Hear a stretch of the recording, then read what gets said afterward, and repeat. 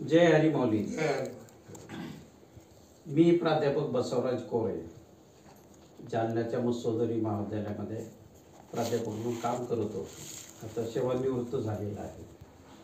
अशी इच्छा झाली, आपण वारकरी संप्रदायामध्ये गेल्या अनेक वर्षांपासून एक कीर्तनकार, एक चांगले शिक्षक आणि एक संस्काराचं चांगलं काम आपण करतायत, म्हणून आपल्याशी दोन शब्द बोलावे, काही संवाद करावा अशी इच्छा निर्माण झाल्यामुळं मी आपल्याकडं आलेलो आहे.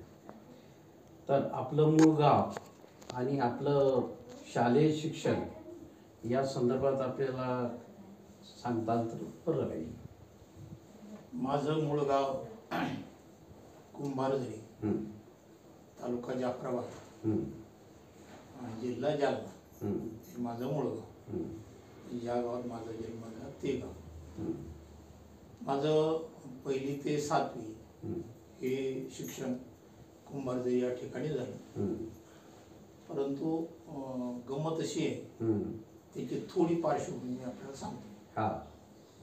की माझे आई वडील हे मी 4 ते 5 वर्षाचा असतानाच वारले.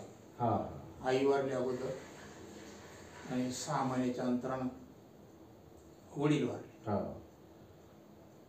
आमचे म्हणजे माझे वडील आणि त्यांचे भाऊ हे दोघं सख्खे भाऊ. माझ्या वडिलाचं नाव यशवंता आणि त्यांच्या भावाचं नाव तुकाराम असं होतं. त्या तुकारामजीला एकच मुलगा, त्याचं नाव असाड. आणि माझ्या वडिलांच्या आई वडिलांच्या उतारवयामध्ये माझा जन्म झाला. आणि जन्म झाल्यानंतर 4 ते 5 वर्षानंतर आई अगोदर गेली, 6 महिन्याच्या अंतराने वडील गेले. पर्याय पाठीमाग कोणी न राहिल्यामुळं आमचे जे चुलत भाऊ होते आसारामजी आणि आमच्या वहिनी, बरोबर, या दोघांनी माझा सांभाळ केला. वडिलाचं प्रेम भावाने दिलं आणि आईचं प्रेम आमच्या वहिनीने दिलं. आणि त्यांच्या सहवासामध्ये मी लहानचा मोठा झालो. लहानपणीच मला 1.5 वर्षाचा असताना एक अर्धांगवायूचा झटका आला. त्या काळामध्ये 1.5 वर्षाचा असताना, ही सर्वसाधारण 1952 ची गोष्ट आहे. बरोबर. त्यावेळेस माझा 1950चा जन्म आहे, 1952 ची गोष्ट असेल. त्यावेळेस फार मोठे काही खेड्यापाड्यांना औषधोपचाराच्या सुविधा नव्हत्या. आणि मग त्यावेळेस काय त्यांनी ते उपचार केले त्यांना माहीत. पण माझा उजवा हात जो आहे हा निकामी झाला. बरोबर. म्हणजे त्यानं कुठल्याही प्रकारचं शेवटपर्यंत मला डाव्या हातानेच काम करावं लागलं. त्यामुळं सगळ्या गावाची आणि घरच्या कुटुंबाची एक अशी अवस्था होती की बा या मुलाचं होईल कसं पुढं. म्हणजे ही अवस्था, एक तर हाताने आपण घरी कुठली उपजीविकेची साधनं दुसरी नाही. बलुतेदार कुटुंबामध्ये आम्ही होतो, म्हणजे सुतार याच्यामध्ये.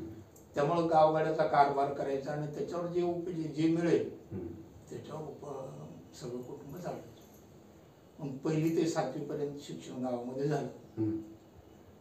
त्याच्यानंतर मग 7वी पास चांगल्या मार्काने झालो मी. 1ली ते 7वी जवळपास दरवर्षी पहिल्या दुसऱ्या क्रमांकाने मी पास होतो. पण आता 7वीच्या नंतर पुढे जायचं कुठं हा एक प्रश्न निर्माण झाला. घरची परिस्थिती अत्यंत खराब. आणि मग आमच्या गावातले काही विद्यार्थी इथं जालन्याला जनता हायस्कूलला शिक्षक शिकायला. ते शिकायला असल्यामुळं मग काही लोकांचा विचार पडला की या मुलासोबत यांना पाठवा. वास्तविक टेंभुर्णी आणि जाफराबाद हे 2 गावं आम्हाला जवळची, तिथं हायस्कूलपर्यंत शाळा होत्या. परंतु आमच्या दादानी आणि वहिनीने विचार केला की जाऊ द्या तिकडं, आपण करू कसं तरी आपलं आणि भागू याचं शिक्षण. पण मग इथं आम्ही आलो, जनता हायस्कूलमध्ये प्रवेश घेतला. आणि 8वीला असताना नळगल्लीमध्ये खोली केली आणि तिथं राहायला लागलो.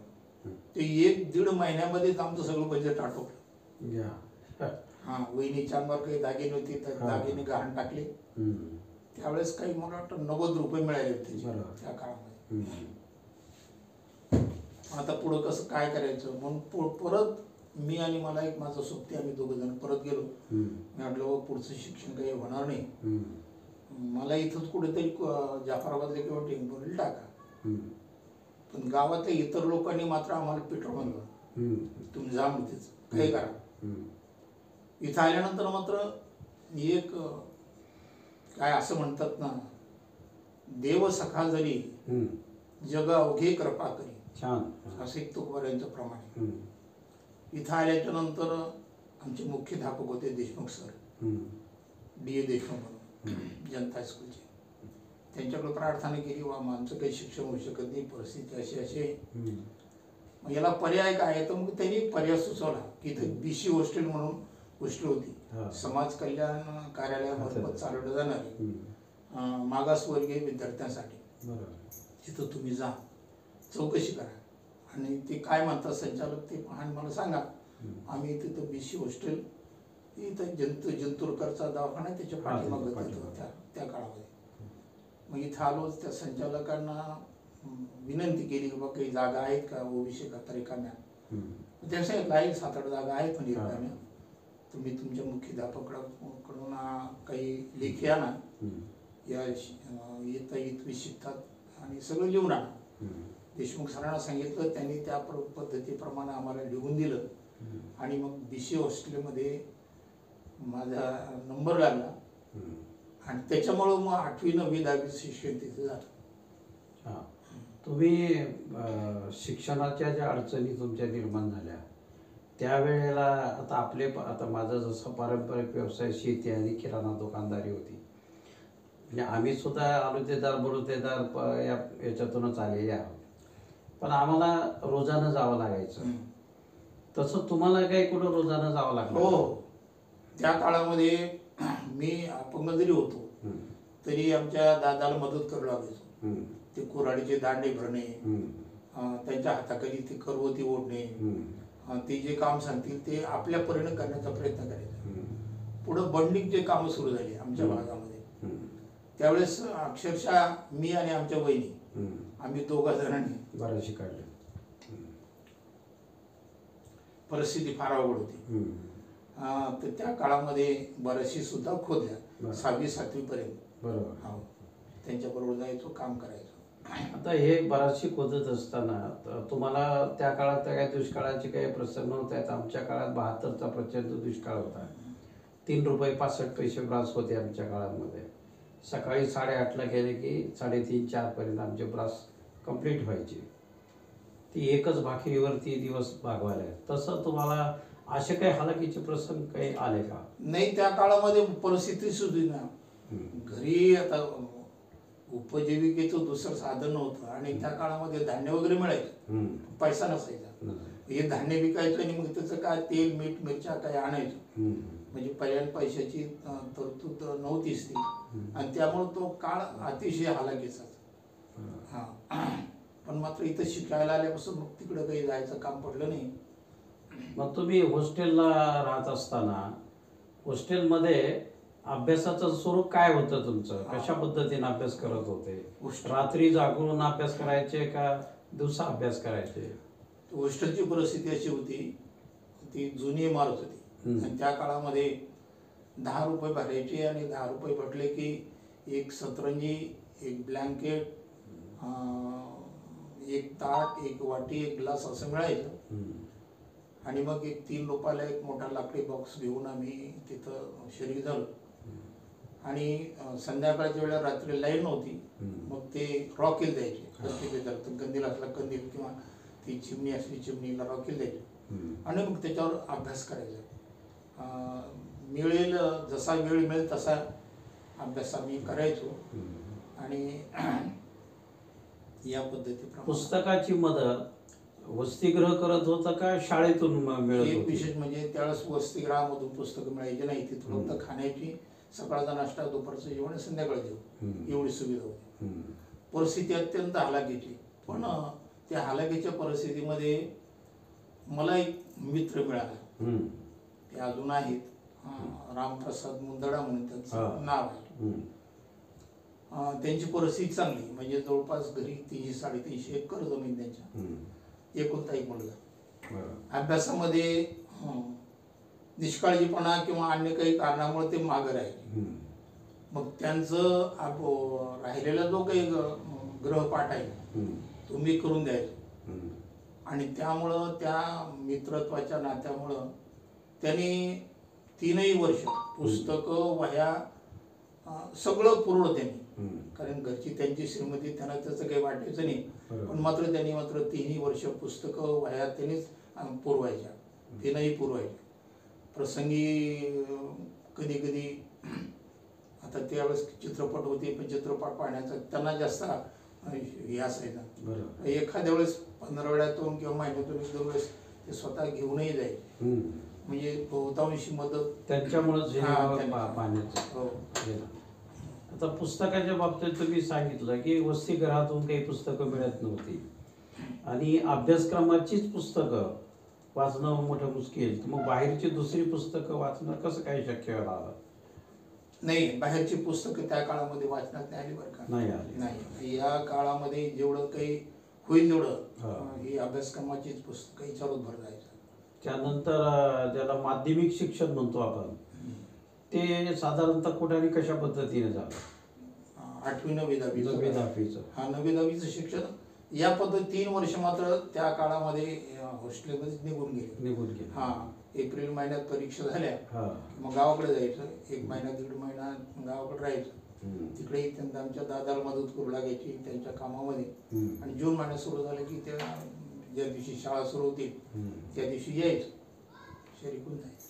मग 10वीला मॅट्रिक होतं त्यावेळेला का 12वीला मॅट्रिक? 10वीला मॅट्रिक होतं. 10वीच्या नंतर 11वी 12वी नव्हतं, PUC होतं. PUC होतं त्या काळात. मग कुठल्या कॉलेजला ऍडमिशन कुठे घेतलं? त्याची गंमत अशी झाली, मार्च महिन्यामध्ये परीक्षा संपल्या आणि मग आता आपण घरी जाऊन काय करणार हा एक प्रश्न माझ्या समोर होता. की एक तर हाताने आपण अपंग, काम होत नाही आणि घरच्यांच्या जीवावर आपल्याला राहावं लागणार, पण त्यापेक्षा आपण इथं काहीतरी कुठंतरी काम पाहावं. म्हणून ते आमचा मित्र रामप्रसादजी त्यांना सोबत घेतलं आणि 3 ठिकाणी आम्ही फिरलो.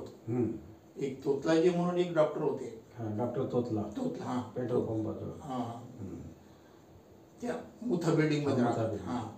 तिथं त्यांच्याकडे गेलो. त्यांनी सांगितलं की मला काही नोकरीची गरज नाही, माझ्याकडे आहे. त्याच्यानंतर परत एका वकिलाकडे गेलो. त्याने सांगितलं मला काही गरज नाही, आमच्याकडे माणसं आहेत. मग 3ऱ्या वेळेस मग डॉक्टर विजय कुमारजी कावडे, ते चाटी गल्लीमध्ये सुरुवातीला जातात, जे महेंद्र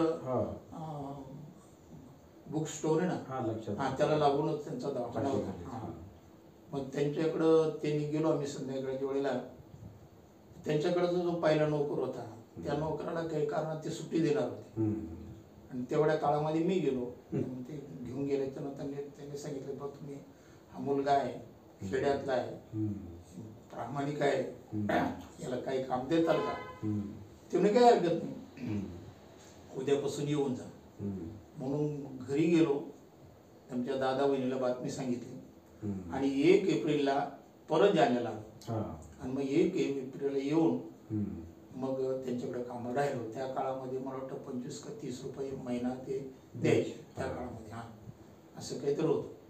मग 1 एप्रिल गेला, मे गेला, 2 महिने गेले, जून उजाडला. त्याच्यामध्ये निकाल लागले आमच्या 10वीचे. मला बऱ्यापैकी मार्क मिळाले, 43-44% मार्क होते त्या काळामध्ये. मार्क मिळाल्यानंतर ते माझं काम, माझी परिस्थिती, आई वडील नाही, हाताना अपंग आहे, पण त्यांच्या मनामध्ये दयाभाव निर्माण झाला. ते म्हणे तू एक काम कर, मी तुला पुढे शिकवतो, तू आता इथं राहा, मी तुला शिकवतो. मी आता हो म्हटलं त्यांना, काही हरकत नाही. मग माझ्या जागेवर त्यांनी दुसरा एक मुलगा ठेवून घेतला कामासाठी आणि मला सांगितलं की तू 4च्या नंतर दवाखान्यात यायचं, दुपारी 4 कॉलेज सुटल्यानंतर 4 ते 8 या काळामध्ये यायचं, महिन्यात तोच. आणि मग त्या पद्धतीप्रमाणे त्यांचे एक भाजजावई होते कॉलेजला, चोरडिया म्हणून. हां, तर त्यांच्याकडं मग मला पाठवलं. मग माझी फीस त्यांनी भरली, वह्या घेऊन दिल्या, सगळं वह्या पेन सगळंच घेऊन दिलं. हो. आणि मग ते PU शिलीम ॲडमिशन घेतलं, म्हणजे 11वीला त्या काळामध्ये, आताच्या 11वी सुरू झाल्याच्या नंतर प्रश्न पुढे असा निर्माण झाला की राहून मनामध्ये विचार यायचे की आता इकडे 4-5 वर्ष कधी निघून जाणार, पुढे आपल्याला कधी नोकरी मिळणार, या चिंतेमध्ये बराच काळ जायचा. पण 4 वाजता कॉलेज सुटलं की मात्र संतोष माता मंदिरामध्ये मी राहत होतो. म्हणजे मंदिरात राहून आपण तिथं खोल्या होत्या, त्या खोल्यामध्ये काहीतरी 5-7 रुपये भाड्याची खोली, तिथं राहायचो. आणि कॉलेजचं नाव JS कॉलेज. आणि मग ही प्रक्रिया पुढे सुरू झाली. पण पुढं मग काय झालं की मला त्या शिक्षणामध्ये काही रस वाटेना. पुढं मग एक दिवस दीपोळीच्या नंतर डॉक्टर सांगितलं मला माझं काही लक्ष लागत नाही, अभ्यासातही लक्ष लागत नाही, कशातच लक्ष लागत नाही, मला ते पुढचं शिक्षण नकोय म्हटलं. ते म्हणे आता तुझ्यावर बळजबरी करून तरी आता काय करणार. बरोबर. ठीक आहे म्हणे. मग त्या जो नोकर ठेवला होता त्याला काढून टाकलं, त्याला सुट्टी दिली आणि परत मी त्या रुटीनमध्ये आलो.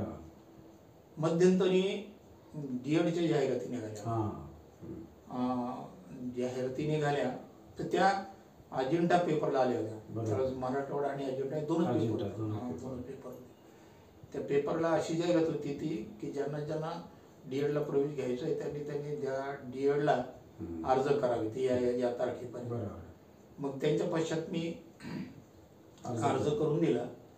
अर्ज करून दिल्याच्या नंतर मग त्याच पेपरला जाहिरात होती की ज्यांनी जिथं DEDसाठी प्रवेश अर्ज केलेला आहे त्यांनी अमक्या आता या तारखेला मुलाखतीसाठी हजर राहा.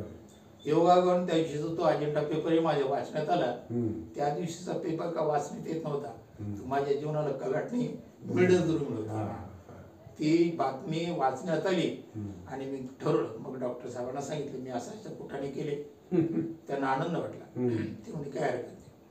मग ज्या दिवशी तिथे इंटरव्ह्यू जायचो त्या दिवशी सकाळीच मग डॉक्टर साहेब घरी आले. तिथं मला मोटरसायकलवर बसवलं, जाण्या येण्याचं भाडं दिलं आणि बस स्टँड पण आणून सोडलं जा.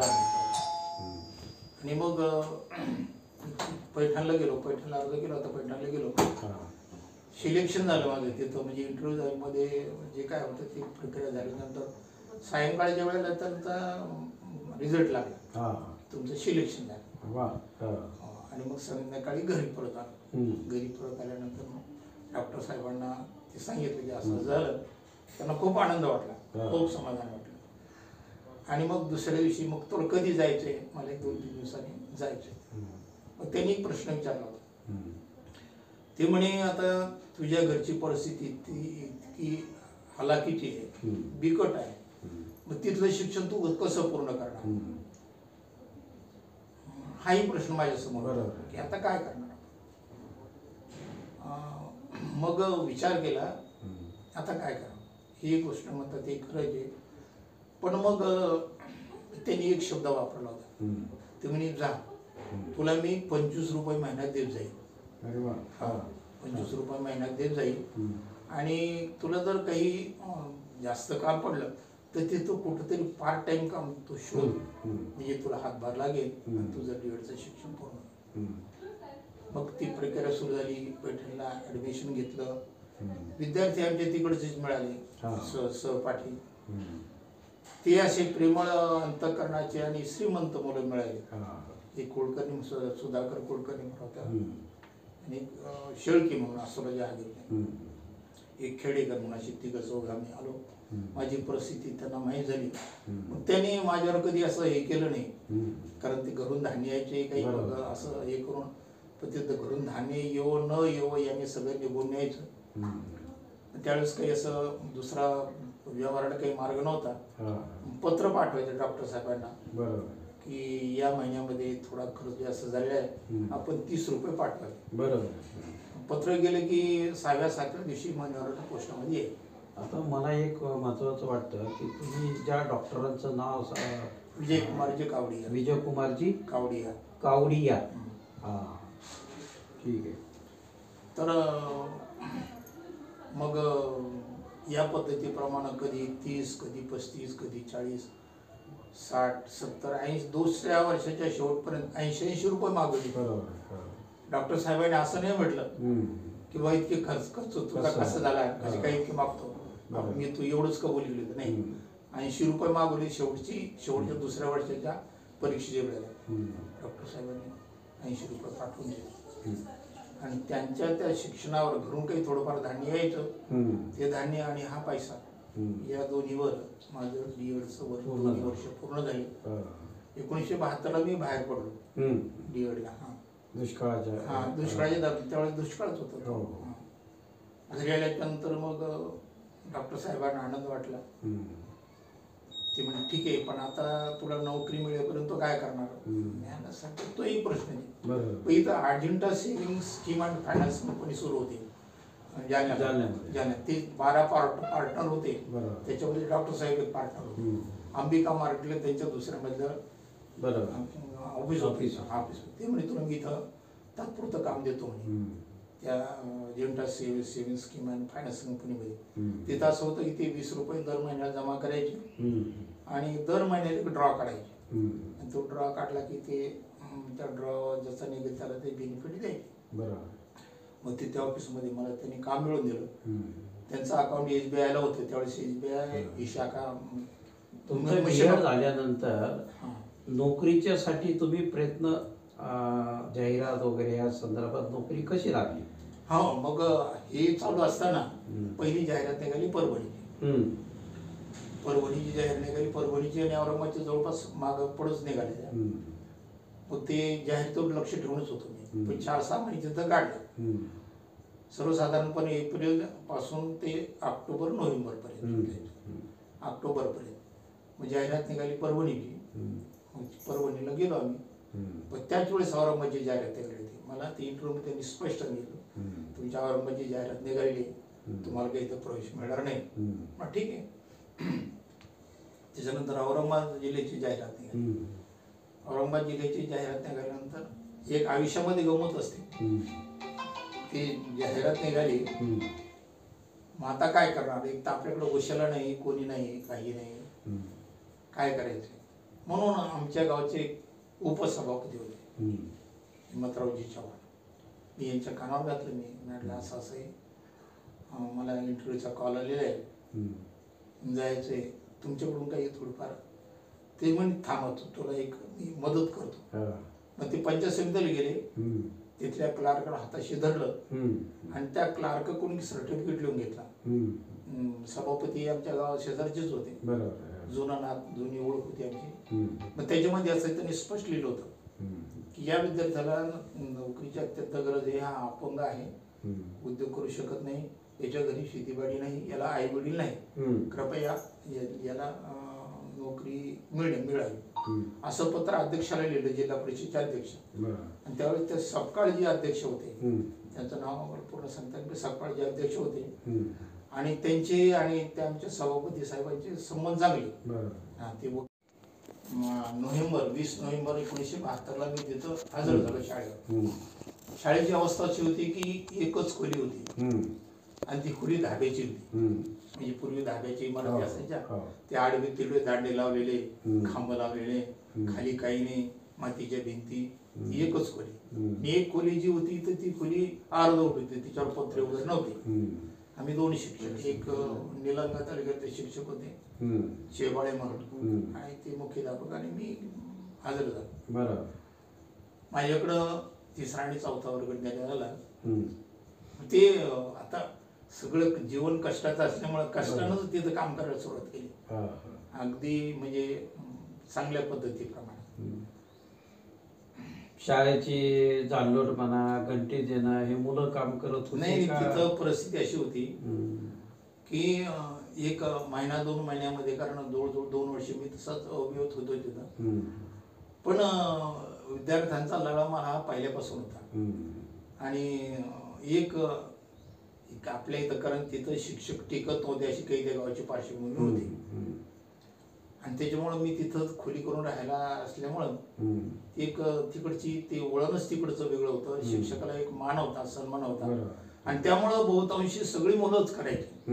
आम्हाला ते इतक्या आजच्या सारखे कडक नियम किंवा ते सूचना नव्हत्या. सगळी मुलं ज्याला स्वयंसेवेचा जो संदेश आहे तो ऑलरेडी होता. त्यामुळे तुमचे त्याला एक प्रेरणा प्रोत्साहन मिळालं मुलांना. काही घटना त्या काळातल्या मी तुम्हाला सांगणं गरजेचं आहे. मला वाटतं 3-4 पहिल्या 2 वर्षाच्या नंतर तिसऱ्या मला 4थ्या का 5व्या वर्षीची घटना आहे. 2 मुलांचे भांडण झाले. एकाचं नाव प्रदीप कुलकर्णी, एकाचं नाव नारायण बिंगले. दोघे 4थीला झाले पेनावरून भांडण. ते शाळेच्या बाहेर झाले, म्हणजे 4च्या नंतर शाळा सुटल्याच्यानंतर. पण ते दुसऱ्याची दोन्ही तक्रारी माझ्याकडे आल्याच्या नंतर मी दोघांनाही शिक्षा केली. का असं तुम्ही असं का वागता म्हणून. त्याच्यात तो नारायण भिंगले म्हणून जो होता थोडा तामसी वृत्ती चांगला होता. 100 फुटावर एक विहीर होती, ती पंचगुणी बांधलेली होती अशी, ती सरकारी. तर ती 40 फूट पाणी होतं तिला. त्या मुलानं मधल्या इंटरव्ह्यू मध्ये पहिली 8ला शाळा बरी, 8 ते 11, 9:30 वाजता इंटरव्ह्यू झाले. त्यानंतर तो जशी उडी मारली त्या विहिरीमध्ये. विहिरीमध्ये जशी उडी मारली तसा तो तळाला गेला खाली. आणि तळाला जाऊन परत वर आला. आणि त्या विहिरीला असे आडवे गज लावलेले होते, तो पायऱ्या म्हणून. त्या गजाला त्यांनी धरलं. सगळी मुलं धावत पळत आले. गुरुजी गुरुजी गुरुजी. ते नारायण उडी मारले, नारायण उडी मारली. सगळे गावातले लोक गोळा झाले, विद्यार्थी गोळा झाले. त्या नारायणला सांगितलं, नारायण तू वर ये. समजूतदारपणाची भूमिका घेतली. तो नारायण मात्र कड्या धरून धरून धरून धरून वर आला, बाहेर आला. त्याचे वडील आले. वडिलांनी येऊन त्या नारायणची कॉलर धरून त्याला 2 फटके मारले. त्या मास्तरला जेलात टाकायला आला, मारले गेला होता का, तुला मारायचं तिकडे मर बाहेर. म्हणजे विद्यार्थ्यांची बाजू घेऊन तुम्हाला भांडण्याऐवजी त्यांनी त्या विद्यार्थ्याला समजायचा प्रयत्न केला. आजच्या गुरुजींमध्ये त्या गुरुजींमध्ये हा फरक वाटतो का तुम्हाला? आहेच, नक्की नक्की. तो एक आणीबाणीचा प्रसंग माझ्यावर आला. आता महत्वाचा भाग असा आहे की भजन कीर्तन प्रवचन वगैरे तुम्ही सुरुवातीपासूनच भजनाला जात होते लहानपणापासून का शिक्षा झाल्यानंतर तुम्हाला तो नाद लागला? ही प्रवृत्ती माझी भजनाची सुरुवातीपासून, ती मला घरचा वारसा माहित नाही. कारण घरी ही परंपरा माझ्या घरात होती का नव्हती हे काही मला माहित नाही. कारण आई वडील वारल्याच्या नंतर भाऊ भजन म्हणायचे, पण त्यावेळेस ते पेटीत आपल्यावरचं भजन वगैरे असं असायचं. पण मात्र घरामध्ये कुठल्याही प्रकारचा अनाचार नाही, मांसाहार नाही, अपेयपान नाही, सगळं सात्विकतेचं भोजन, असं सगळं वातावरण. आणि ही भजनाची आवड मला पहिल्यापासून होती. म्हणता जरी फारसं येत नव्हतं तरी भजनाला जायचो मी. त्यावेळेस कीर्तनही फारसे होत नसेल, कीर्तनाला जायचो.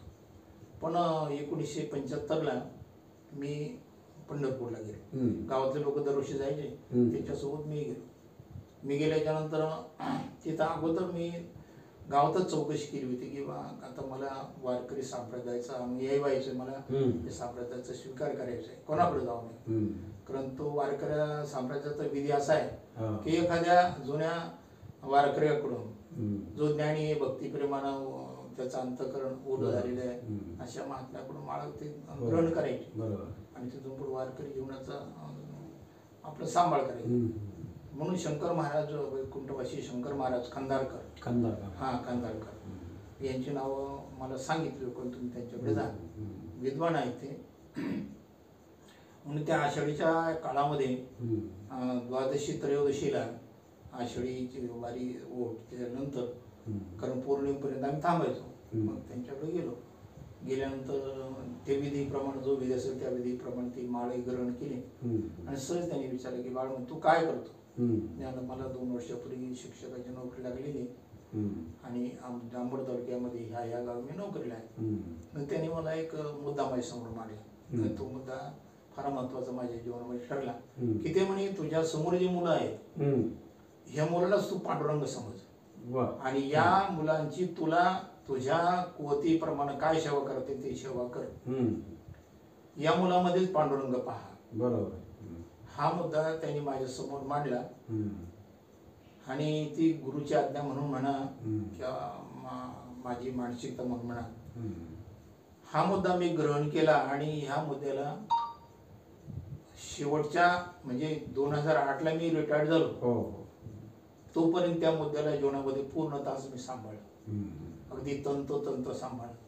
विशेष मला माझी बुद्धिमत्ता काही फार मोठी तेज नव्हती किंवा विशेष मला असं काही ज्ञान नव्हतं, परंतु या माझ्या समोर बसलेल्या विद्यार्थ्यांच्या जीवनामध्ये अज्ञान, अंधश्रद्धा आणि आळस आणि व्यसनाधीनता ही किमान येऊ नये याच्यासाठी 8 तासांनी प्रयत्न करायचो. त्या काळामध्ये शिक्षकाला विद्यार्थ्याला शिक्षा करण्याची संधी होती. आता ती नाही, त्या काळामध्ये होती. आणि मग प्रसंगी मी विद्यार्थ्याला खूप मारायचो. हो, चुकला ना तर माझ्या समोर विद्यार्थी याला घाबरत असे. आयुष्यापर्यंत शेवटच्यापर्यंत तीच स्थिती ठेवली. एकदाच त्याला चोख द्यायचा, पुन्हा नाही, पुन्हा नाही अजिबात. शिक्षकी पेशामध्ये तुम्हाला किती शाळांना जावं लागलं बदली? मी 1972 ते 83 तिथंच होतो कोठीला. हा, 83 चौथीपर्यंत शाळा होती. 83ला कडिंग भाऊ आणि आमचे वहिनी आता वयस्कर झाल्या होत्या म्हणून आता 83 पुष्कळ झालं. आता आपल्याला आपल्या गावाकडे आपण जावं हा विचार मनात आला आणि त्या अनुषंगाने मी जाफराबाद तालुक्यामध्ये येण्यासाठी बदलीचा प्रयत्न केला. पण गंमत अशी झाली की जाफराबाद तालुक्यामध्ये कुठंच रिक्त जागा नव्हत्या. रिक्त जागा आमच्याच गावाला होत्या, म्हणजे कुंभारदऱ्यात 2 रिक्त जागा होत्या. ज्यांच्या मार्फत बदलीला गेलो त्यांनी सांगितलं तुम्हाला कुंभारदऱ्यात जावं लागेल. मी म्हटलं कुंभारदरी सोडून गावात नको, गाव सोडून नाही म्हणे तिथंच 2 जागा रिक्त आहे. आणि पहिल्यानं मग कुंभारदरीच यावं लागलं. तिथं 83 ते 93 10 वर्ष तिथं सर्व्हिस केली गावामध्ये कुंभारदरीला. म्हणजे मला एक प्रश्न याच्यातून निर्माण होतो, सुरुवातीला तुम्ही कुंभारझरीला जायला नको म्हणत होता, माझं गाव आहे, मला दुसरीकडे कुठं द्या, असं का वाटत होतं तुम्हाला? त्याचं कारण असं होतं की गावामध्ये एक संघर्ष असतो किंवा गावामध्ये अनेक प्रकारच्या प्रवृत्ती असतात आणि शक्यतो आपल्या गावापासून दूर असलेलं चांगलं. दुरून डोंगर साजे म्हणतात तसं. आणि आता यामध्ये तुम्हाला वारकरी संस्काराच्या दृष्टीने आणि सांप्रदायिक दृष्टिकोनातून जास्तीत जास्त वाव कुण्या गावामध्ये कसा मिळाला? मला तिथं कोठीलाच मिळाला. हा सगळा वाव जो आहे तो कोठीला मिळाला. तिथं माझ्या समवयस्क बरेच मुलं होते, वयस्कर होते आणि माझ्या समवयाचे होते. तिथं भजनाचा छंद, तिथं त्या अंबड तालुक्यामध्ये भजनाचा छंद हा पूर्वापार पहिल्यापासून. अगदी वयस्कर माणसं 70-80 वर्षाची माणसं सुद्धा भजनामध्ये असायचे. ते फेटे बिटे घालून त्यांच्यापासून मी भजनाची प्रेरणा घेतली. त्यांनीच मला अभंग कसे म्हणायचे शिकवले. इतकंच नाही तर 83च्या अगोदर म्हणजे सर्वसाधारण 80 मध्ये तिथल्या त्या वयस्कर लोकांनी मला कीर्तन करायला लावले. तिथूनच सुरुवात झाली कीर्तनाला. मग सुरुवातीला कीर्तनाचं विशेषत्वानं गायन वगैरे नसायचं. सांगण्याची पद्धती थोडी थोडस कठीण जायचं, पण ते लोक प्रोत्साहन द्यायचे. काय सुंदर कीर्तन झालं, काय सुंदर कीर्तन झालं, या पद्धतीप्रमाणे. बोला पुंडलिक वरदे हरी विठ्ठल श्री ज्ञानदेव तुकाराम असं जी वल्गना केली जाते वारकरी संप्रदायामध्ये, त्याच्या पाठीमागं कोणती भूमिका आहे? त्याच्या पाठीमागं ही एक तर स्मरण घडतं. पुंडलिक रायाचं स्मरण घडतं, माऊली ज्ञानोबरायाचं स्मरण घडतं आणि विशेषत्वानं या संप्रदायाचं आराध्य दैवत जे आहे परमात्मा पांडुरंग यांचं स्मरण घडतं आणि मानसिक दर्शनही घडतं आणि ती एक प्रेरणा मिळते आणि संप्रदायाचा इतिहासही त्यातून मिळतो. त्यानंतर एक अभंग तुम्हाला माहित आहे वारकरी संप्रदायाच्या संदर्भामध्ये. ज्ञानदेवी रचिला पाय उभारिले देवालया, नामा तयाचा किंकर तेने केला से विस्तार, जनी जनार्दन एकनाथ स्तंभ दिला भागवत, तुका झाला से कळस भजन करा सावकाश. या बाबतीत तुम्हाला काय वाटतं, तुमची भूमिका काय? म्हणजे ज्ञानदेवानी हा वारकरी संप्रदाय सुरू केला का नामदेवानी सुरू केला? मी सांगतो त्याची भूमिका अशी आहे. या अभंगाची सुरुवात संत कृपा झाली इमारत फळाली. हा बहिणाबाईंचा अभंग आहे. बहिणाबाई तुकोबरायांच्या ज्या शिष्य होत्या त्यांचा अभंग हा जो संप्रदाय हा वैदिक संप्रदाय आहे. वेदाला ग्रहण करणारा याच्यापासून वेद मार्गे मुनी गेले त्याची मार्गी चालिलो, न कळेची विषयांदा म्हणून उघड बोलिलो. माऊली ज्ञानोबाचा अभंग. वेद मार्गाची परंपरा आहे पण त्याला मूर्त रूप जे आहे, कारण हे पूर्वी जे तुमच्या एकंदरीत जी काय चर्चा झाली, संवाद झाला आपल्याशी, मोकळेपणानं तुम्ही आम्हाला बोललात. एका चांगल्या फळांचे आपण फडकरी आहात, हरिभक्त परायण आहात. वारकरी संप्रदायाचे प्रसार आणि प्रचारचे एक अत्यंत महत्त्वाचं काम आपण केलेलं आहे. आपल्या आयुष्यामध्ये शिक्षिकेपेक्षा एक विठ्ठलाला समजून, पांडुरंगाला समजूनच आपण विद्यार्थी सेवा केलेली आहे. आपल्या आयुष्यामध्ये हे जे सगळं व्रत आपण स्वीकारलेलं आहे, या अनुषंगानं समाजाला तुम्ही एक कीर्तनकार म्हणून शेवटचा संदेश काय द्यावाचं वाटतं, की सोनोने महाराज, कुंभार झरीकर या नात्यानं आपल्याला कोणता संदेश द्यावा वाटतो? आज समाज व्यवस्था ही थोडीशी बिकट अवस्थेमध्ये जाते आणि या समाज व्यवस्थेमध्ये वडीलधाऱ्या माणसांचा सन्मान एक हा अतिशय महत्वाचा आहे. बरोबर. कारण आपल्या संस्कृतीमध्ये मातृदेवो भव, पितृदेवो भव, आचार्य देवो भव, आपली राष्ट्रदेव भव, अतिथी देवो भव, हे असे एक यांना देवासमान आपण मानलेले, यांचे ऋण आपल्यावर आहे. आणि या ऋणातून आपण शक्यतो मुक्त होण्याचा प्रयत्न करायचा आहे. आचार विचाराला प्राधान्य द्यायचंय आणि विशेष करून आपल्या घरामध्ये अपेय पान म्हणजे आणि मांसाहार, अखाद्य, या दोन गोष्टीला जीवनामध्ये सर्वोच्च स्थान द्यायचंय. आणि वडीलधाऱ्या माणसांना ते परमात्मा स्वरूप आहे असं समजून त्यांची सेवा चाकरी करणं, आई वडिलांची सेवा करणं हे अत्यंत गरजेचं. कारण प्रामाणिकपणा हाच खरा भगवंताच्या जवळ जाण्याचा जवळचा मार्ग आहे. आणि म्हणून जीवनामध्ये प्रामाणिक कष्ट करायचे, प्रामाणिकपणा राहायचं, सत्य बोलायचं, सत्य वागायचं. याच्या व्यतिरिक्त आणखी दुसरा मार्ग भगवतकरणा अंतःकरणाची शुद्ध होत चालते, निर्मळता होत चालते आणि भगवंताची कृपा व्हायला अगदी सोपं चालतं. आभारी आहे मौली, आपण खूप चांगली संधी दिली, आपल्याशी बातचीत दिली, त्याबद्दल आपले आभार.